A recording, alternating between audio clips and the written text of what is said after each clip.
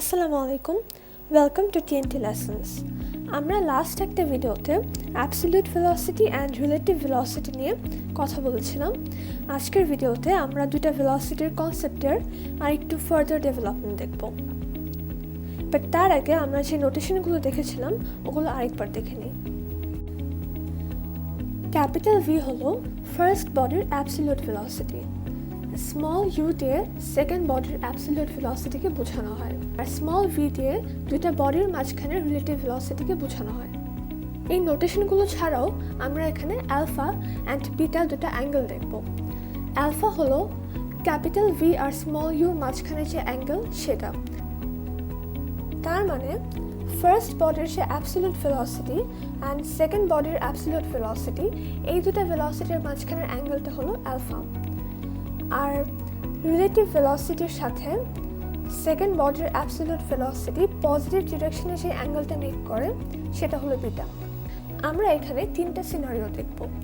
First সিনারিওতে alpha and beta দুইটাই হলো অ্যাকিউট অ্যাঙ্গেল, অ্যান্ড সেকেন্ড সিনারিওতে অ্যালফা হলো অ্যাকিউট অ্যাঙ্গেল অ্যান্ড বিটা হলো অবটিউস অ্যাঙ্গেল। থার্ড সিনারিওতে অ্যালফা বিটা দুইটাই অবটিউস অ্যাঙ্গেল। দুইটা অ্যাঙ্গেলের যতগুলো পসিবল কম্বিনেশন হয় সেগুলোকে কনসিডার করে এই তিনটা সিনারিও দেখানো হয়েছে। আমরা আগের ভিডিওতে দেখেছিলাম যে absolute velocity of first body equals to absolute velocity of second body plus relative velocity. So first বডির যে অ্যাবসলিউট ভেলোসিটি আছে ক্যাপিটাল ভি, ওইটার দুইটা কম্পোনেন্ট বা দুইটা প্রজেকশন হতে পারে। একটা হলো হরিজন্টাল প্রজেকশন আর একটা হলো ভার্টিক্যাল প্রজেকশন।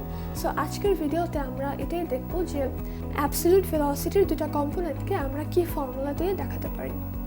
সো ভি এর যে হরিজন্টাল প্রজেকশন সেটা হবে প্যারালাল টু ইউ, মানে ইউ যে ডিরেকশনে কাজ করছে সেই ডিরেকশনের প্যারালালে কাজ করবে। সেটাকে আমরা ভি ইউ দিয়ে দেখাতে পারি। আর ভি এর যে ভার্টিক্যাল প্রজেকশনটা হবে সেটা হবে পারপেন্ডিকুলার টু ইউ, সেটাকে আমরা ভি এন দিয়ে দেখাতে পারি। এন দিয়ে আমরা এখানে নর্মাল বোঝাচ্ছি, so normal to u. So V এর যে হরিজন্টাল কম্পোনেন্ট সেটা এখানে ফিগারে দেখানো আছে ভি ইউ, অ্যান্ড আমরা এটা বুঝতে পারছি যে V u equals to V cos alpha হবে। সো ফিগার থেকে এটাও বুঝতে পারছি যে ভি ইউকে আমরা বলতে পারি ইউ প্লাস রিলেটিভ ভেলোসিটির হরিজন্টাল কম্পোনেন্ট, তার মানে u plus V cos beta. এই জিনিসটা মানে v u equals to u plus V cos beta, এটা বাকি দুটা সিনারিওর জন্য ট্রু হবে। সো সেকেন্ড ফিগারটায় দেখতে পাচ্ছি ভি ইউ হলো এতটুকু অ্যান্ড এটার ডিরেকশন হলো রাইট সাইডে কাজ করছে। সো আমরা যদি ভেক্টরের কনসেপ্টে এখানে ইউজ করি, আমরা এখানে দেখতে পাবো যে V u equals to u, তার মানে এই পুরোটুকু u plus V cos beta. V cos beta হবে এতটুকু অ্যান্ড এটা লেফট সাইডে কাজ করছে। সো আমরা যখন u plus V cos beta করবো আমরা আলটিমেটলি এতটুকু পাবো। সেম জিনিসটাই আমরা এই ফিগারে দেখতে পাবো। So V u equals to u plus V cos beta, এটা এখানেও অ্যাপ্লিকেবল হবে। সো এখন আমরা আসি ভি এর যে ভার্টিক্যাল কম্পোনেন্ট সেটা কি হবে। সো এই ফিগার থেকে ভি এর ভার্টিক্যাল কম্পোনেন্ট হবে এই হাইটটুকু, অ্যান্ড এটাও আমরা বুঝতে পারছি যে ভি এর যে ভার্টিক্যাল কম্পোনেন্ট ওইটা ইকুয়ালস টু হবে রিলেটিভ ভেলোসিটি, তার মানে স্মল ভি এর ভার্টিক্যাল কম্পোনেন্ট। সো আমরা এটা বলতে পারি যে V sine alpha equals to V cos beta. এই জিনিসটা বাকি দুটা কেসের জন্য সেম হবে, তার কারণ এই হাইটটা ইকুয়ালস টু হবে সবগুলোর জন্য ভি সাইন আলফা, যেটা কিনা also equal to V cos beta. So এই জিনিসটাকে এখানে দেখানো আছে সেটা হলো ভি ইউ মানে ভি এর যে অ্যাবসলিউট ভেলোসিটি অফ সেকেন্ড বডির প্যারালাল যে কম্পোনেন্টটা সেটা equals to u plus V u মানে রিলেটিভ ভেলোসিটির যে হরিজন্টাল কম্পোনেন্ট সেটা।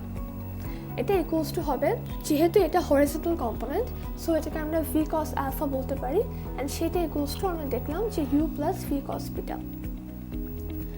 সো পারপেন্ডিকুলারের জন্য v n equals to relative ভেলোসিটির যে নর্মাল কম্পোনেন্ট সেটা দুটো ইকুয়াল হবে। সো এটা equal to capital v sine alpha which is equal to small v sine beta. So এই দুইটা ফর্মুলা আমরা যখন নেক্সট টপিকটা দেখব যেটা কিনা সিঙ্গল মুভিং ভেইনের উপরে, সেখানে আমাদের ফর্মুলা ডিরাইভ করতে কাজে লাগবে।